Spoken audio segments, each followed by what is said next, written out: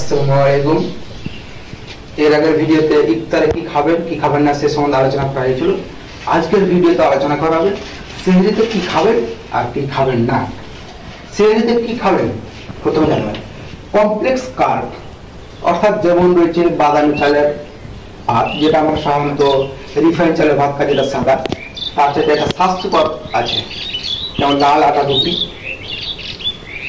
অবশ্যই শাকসবজি, বেশি বেশি করে শাকসবজি খাবেন। ডাল রয়েছে, যে কোনো ডাল খেতে পারেন। মাছ, বিভিন্ন রকমের মাছ আছে, যেগুলো মাছ খেতে পারেন। মাংস, ডিম ইত্যাদি। অবশ্যই খাবার তালিকায় সালাদ রাখার চেষ্টা করবেন। আর খাবার শেষে কিন্তু 2-3টা খেজুর খাওয়ার চেষ্টা করবেন।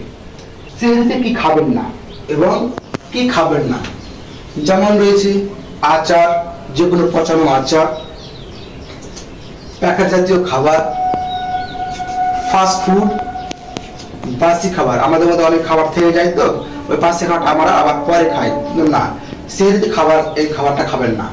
খাওয়ার পর কিন্তু চা খাবেন না, এটা মেয়েদের বদ অভ্যাস। খাওয়ার পরে ওরা চা খায়। ছেলেদের মধ্যে কি আছে যে খাওয়ার পর কি হলে একটা বিড়ি বা সিগারেট খায়। অবশ্যই এই খাবারটা খাবেন না, এটা অবশ্যই দূরে রাখার চেষ্টা করেন। আর আরো আমাদের একটা যে অভ্যাস রয়েছে, খাওয়ার পরই আমরা শুয়ে পড়ি, এটা কখনো করবেন না, শুয়ে পড়বেন না। হ্যাঁ, খাওয়ার পর পারলে গেলে অন্তত 30 মিনিট হাঁটাহাঁটি যদি করেন তাতে খুবই ভালো হবে। অন্তত 30 মিনিট খাওয়ার পর অন্তত 30 মিনিট পর ঘুমাবেন। তো আজকে জানতে পারলেন যে সেহরিতে কি খাবেন আর কি খাবেন না। অবশ্যই এই নিয়মকে ফলো করুন। আপনার ইবাদতের পাশাপাশি যে রোজার যে উপকার রয়েছে স্বাস্থ্যে, সেই উপকারটাও পাবেন। আসসালামু আলাইকুম।